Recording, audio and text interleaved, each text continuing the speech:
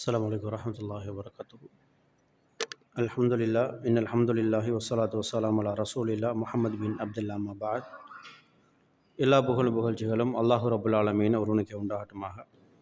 அவனுடைய அன்பும் கிருபையும் நபிகள் நாயகம் ஸல்லல்லாஹு அலைஹி வஸல்லம் அவர்கள் மீதும் அன்னாரை பின்பற்றி வாழ்ந்து கொண்டிருக்கிறவர்கள் என் மீதும் உங்கள் மீதும் என் குடும்பத்தார் உங்கள் குடும்பத்தார் மீதும் உண்டாகட்டுமாக. அன்புக்குரிய அல்லாஹுடைய நல்லிடங்களே, இஸ்லாமிய உறவுகளே, வாராந்தம் பார்க்கிற இந்த நமது தர்பியா பாட வகுப்பிலே இன்றைய தினம் அல்லாஹுடைய தூதர் ஸல்லல்லாஹு அலைஹி வஸல்லம் அவர்கள் தன்னுடைய சமுதாயமாகிய எனக்கும் உங்களுக்கும் இலகுவாக சொர்க்கம் போக வேண்டும் என்கின்ற ஆசையோடு ஆர்வமாக இருக்கிற எனக்கும் உங்களுக்கும் ரசூலுல்லாஹி ஸல்லல்லாஹு அலைஹி வஸல்லம் அவர்கள் சில சந்தர்ப்பங்களை, சில செய்திகளை நமக்கு பாடமாக சொல்லித் தந்தார்கள். அந்த பாடம் என்கிற அடிப்படையில் அல்லாஹுடைய தூதர் ஸல்லல்லாஹு அலைஹி சொன்னதாக அபு ஹுரைரா ரலியல்லாஹு அன்ஹு அறிவிக்கிற செய்தியை பொறுத்த வரைக்கும் ரசூலுல்லாஹ் தன்னுடைய தோழர்களுக்கு ஒரு செய்தியை சொல்லுகிறார்கள்.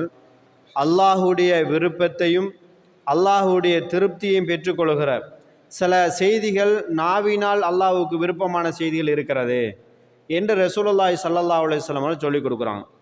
அதில் ரசூலுல்லாஹ் சொல்லும்போது சொல்கிறார்கள், கலிமத்தானி ஹஃபீஃபத்தானி அலல் லிசான், நாக்கில் லேசாக, நாவினால் இலேசாக சொல்ல முடிந்த ரெண்டு வார்த்தைகள், நாவுக்கு இலேசானதாம்.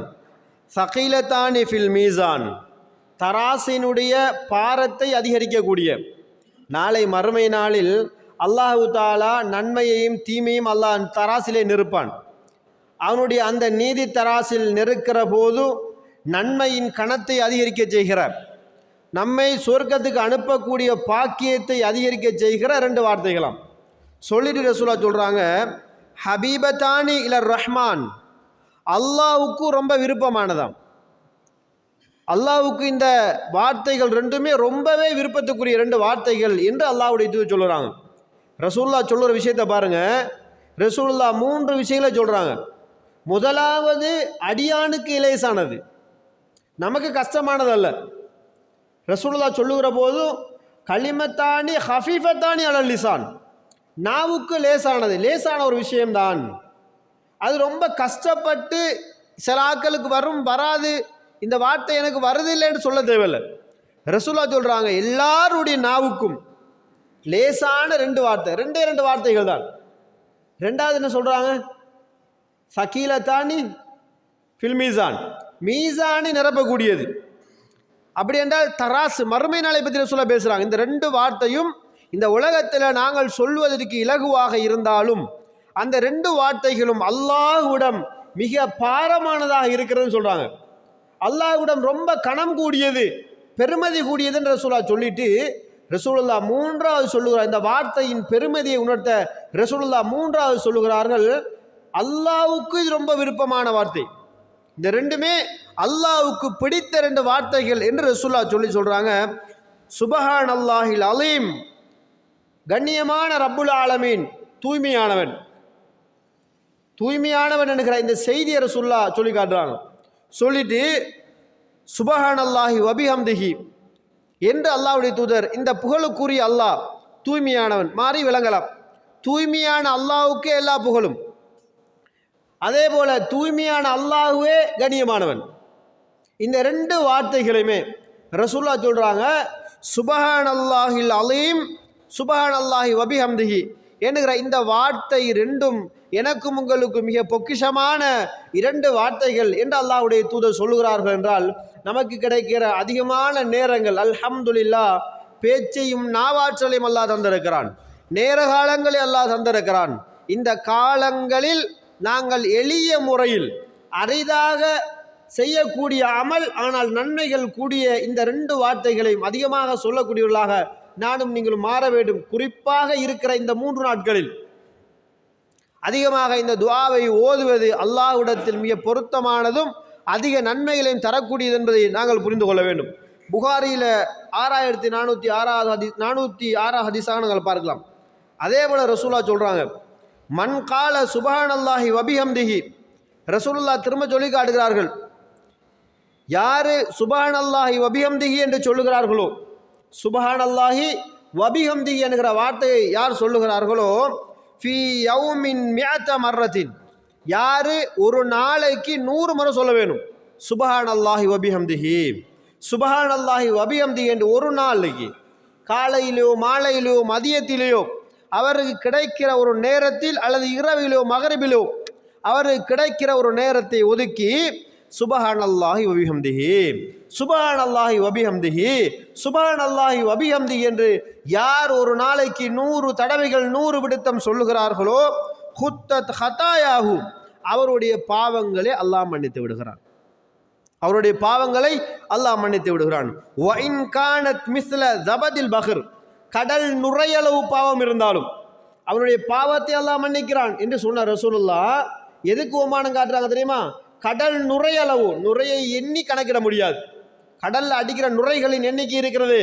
அந்த பொக்கலமாக வருமே, நம்ம ஊதிகளில் சாதாரணமாக சின்ன பிள்ளை விளையாடுவாங்க, அப்படி போட்டு ஊதினால் நிறைய பலூன் மாதிரி பறக்கும், பந்துகள் மாதிரி பறக்கும்.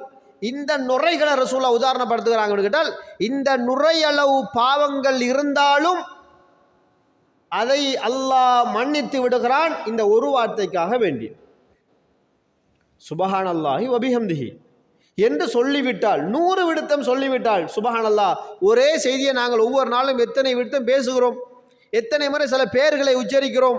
இதில் ஒரு கொஞ்ச நேரம் நாங்கள் ஒதுக்கி ஒரு 5-6 நிமிடங்கள், 10 நிமிடத்தை விட கூடாது, ஒரு கொஞ்ச நேரம், ஆனால் அதனுடைய தாற்பரிய யதார்த்தமான தன்மை என்னன்னு கேட்டால் அதிகமான நன்மை தருகிறது. என்ன நன்மை? எங்களுடைய நுரையளவு, கடல் நுரையளவு பாவம் இருந்தாலும் அல்லாஹ் அந்த பாவங்கள் அத்துணையும் மன்னித்து விடுகிறான் என்கிற செய்தி அபூ ஹுரைரா அறிவிக்க புகாரியில் 6405 ஹதீஸா நம்ம பார்க்கலாம். இதெல்லாம் இலகுவான சந்தர்ப்பங்கள், நாங்கள் நன்மை அடையக்கூடிய பாக்கியங்கள். சும்மா குந்திட்டு போகிற கடையில் அல்லது சும்மா ஒரு இடத்துல உட்கார்ந்துட்டு இருப்போம், சும்மா யோசிச்சு கொண்டு இருக்கிற நேரத்தில் சுபஹானல்லாஹில் அலீம், சுபஹானல்லாஹி வபிஹம்திஹின்னு சொல்கிறது, அதுக்கு எண்ணிக்கை கிடையாது. ரசூலுல்லாஹ் சொன்னாங்களே, லேசானவா நாவுக்கு லேசானது, அல்லாஹ்வுக்கு விருப்பமானது, பாரத்தை கணிக்கக்கூடியது, இதுக்கு எண்ணிக்கை கிடையாது.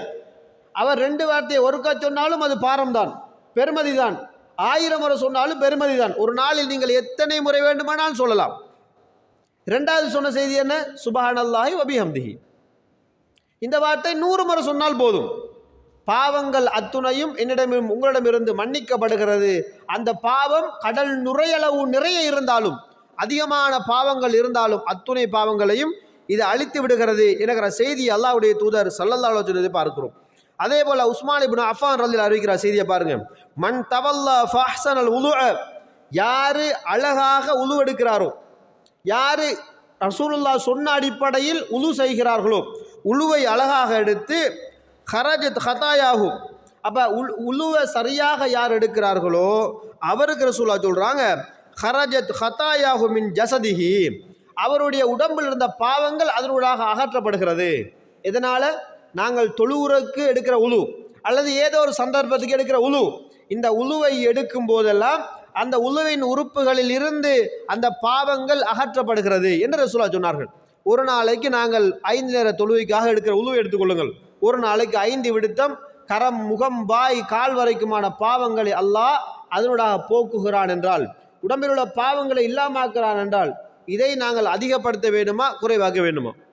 ஒரு தொழுவைக்கு மட்டும்தான் உழுவெடுக்க வேண்டுமா? எனக்கு நோய் வர குறையக்கூடாது என்றால் வைத்தியத்தை போகிறதுக்கு முன்னாடி ஒரு பிரண்டலை போடுறோம், வைத்தியத்தை போகிறதுக்கு முன்னாடி 2 பிரண்டலை போடுறோம், கொஞ்சம் வலி லேசாகட்டும் என்று நாங்கள் முன்னேற்பாடு செய்வதை போல இதை மாதிரி நன்மைகளை அடைகிறதுக்கு உறவுகளை நாம் அதிகமாக செய்ய வேண்டியது என்னென்னு கேட்டால், உழுவு அதிகமாக எடுத்துக்கோ. எனக்கு நன்மை வேணுமென்றால் உழுவு எடுக்கணும், என்ற பாவம் போகணுமென்றால் என்ற நானும் நீங்களும் தெரிந்தோ தெரியாமலோ அறிந்தோ அறியாமலோ பாவத்திலே சங்கமித்து இருக்கிறோம். ஏதோ ஒரு வகையில் நல்லவனாக இருந்தாலும் ஏதோ ஒரு பாவம் வந்து சேர்ந்து விடுகிறது. எனக்கும் தெரியாது, உங்களுக்கும் தெரியாது. நான் சொர்க்கவாதி என்பதை என்னால் உறுதிப்படுத்த முடியாது, நீங்கள் சொர்க்கவாதி என்று உங்களாலும் அடித்து பேச முடியாது. ஏதோ ஒரு நிலை இருக்கிறது. அல்லாஹ் ஆலம், அல்லாஹ் என்னை உங்களை பாதுகாக்க வேண்டும், சொர்க்கத்துக்குரியலாக மாற்ற வேண்டும். நானும் நீங்களும் இப்படியான சந்தர்ப்பங்களை அதிகமாக பயன்படுத்திக் கொள்ள வேண்டும் என்பதை பார்க்கிறோம். சொல்லிட்டு ஹத்தா தஹ்ருஜ மின் தஹ்தி அல்ஃபாரிஹி, எப்படி நகத்தில் இருந்து நம்மட விரல் நுனிகளில் இருந்து ரசூலுல்லாஹ் சொல்கிறாங்க. அப்போ இடுக்குகளில் இருந்து அது அப்படியே வெளியாகிற அந்த தண்ணீர் சொட்டுக்களினூடாக அது கரைக்கப்படுகிறது என்றால், அன்புக்குரியவர்களே, இந்த உது நமக்கு பெருமதியானது. நம்ம யாரும் கணக்கு எடுக்கிறது அவசரமாக விரைவாக தொழுவைக்கு கூட ஃபர்லான தொழுகைக்கு கூட இந்த உலுவை கணக்கெடுக்கிறது. அவசரமாக உலுவு எடுக்கிறோம். எங்கே தான் போக போகிறோமோ தெரியாது. ஒரு ரக்காத் போயிட்டு 2வது ரக்காத்துக்காக பறந்து அடிச்சுள்ள இந்த உலுவை எடுத்துக்கொண்டு காலையும் கையும் ஒழுங்காக தேய்க்கிறதில்ல, முகத்தை முழுமையாக கழுவுறதில்ல, அவசரம் ஓடி வந்து தட்டப்பட்டு ஓடி வருகிறோம். ஓடி வந்து சஃபில் நின்று விடுகிறோம். என்ன பயன் இருக்கிறது? உங்களுடைய உளு சீராகாமல் நீங்கள் தொழுகையில் எத்தனை ஜமாத் தொழுதாலும் உங்களுக்கு தொழுகையே இல்லை. உலுவை சரியாக செய்யலை. நீங்கள் 1000 அல்ல 60 வருஷம் 70 வருஷம் தொழுதாலும் அந்த தொழுகை ஒன்றுமில்லை. சும்மா பச்சை போய்க்கு வெறும் சொப்பினை கொண்டு போன மாதிரி இருக்கும்.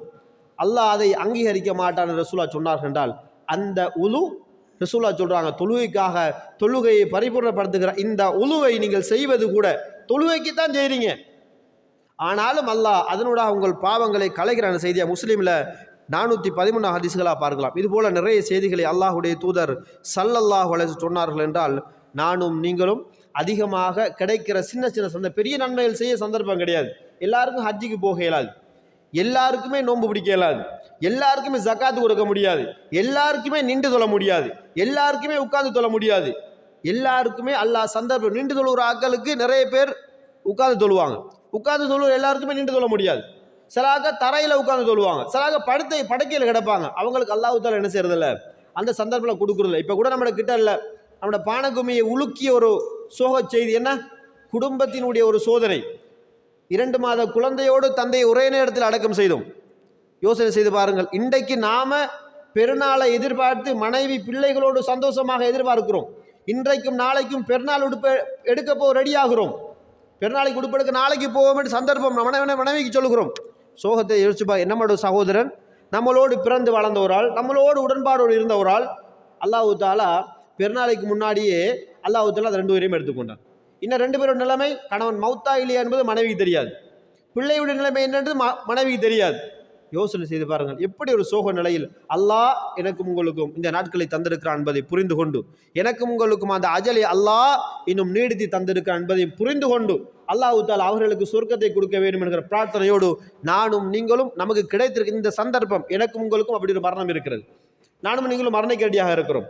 போகிற வழியிலோ மரம் இடிஞ்சு விழுந்தோ, அல்லது எது இடிஞ்சு விழுதோ, நாய் பாஞ்சோ, மாடு பாஞ்சோ, பைக்காரம் முடுக்கணும் முட்டியோ, அல்லது கரண்ட் அடிச்சோ, எப்படியோ ஒரு படுக்கையிலோ மரணம் நிச்சயம். அதற்கு முன்னால் நானும் நீங்களும் இந்த இலகுவான முறைகளிலும் நன்மைகளை சம்பாதிக்கிற நல்ல உள்ளம் கொண்டவர்களாக அல்லாஹ் தாலா யாரையெல்லாம் பொருந்தி கொண்டு, யாரையெல்லாம் சொர்க்கவாதிகளை அல்லாஹ் அடையாளப்படுத்தினாலும் அந்த சமுதாயத்தில் ஒருவராக அல்லாஹ் ரப்புல் ஆலமீன் என்னை உங்களை மாக்கியல் வணக வஆஹிரு அல்ஹம்துலில்லாஹி ரப்பில் ஆலமீன். இறுதியான ஒரு செய்தியாக நான் மகரிபுக்கு ஞாபகப்படுத்தியது, இன்ஷா அல்லாஹ் நாளைக்கு இஷா தொழுகைக்கு பின்னாடி பள்ளியில் சிரமதான வேலை இருக்குது. அதில் முடியுமானவர்கள் என்ன செஞ்சு சொல்லுங்க, கட்டாயம் கலந்து கொள்ளுங்க. அதே போல் புதன்கிழமை இன்ஷா அல்லாஹ் அரஃபாவுடைய நோன்பு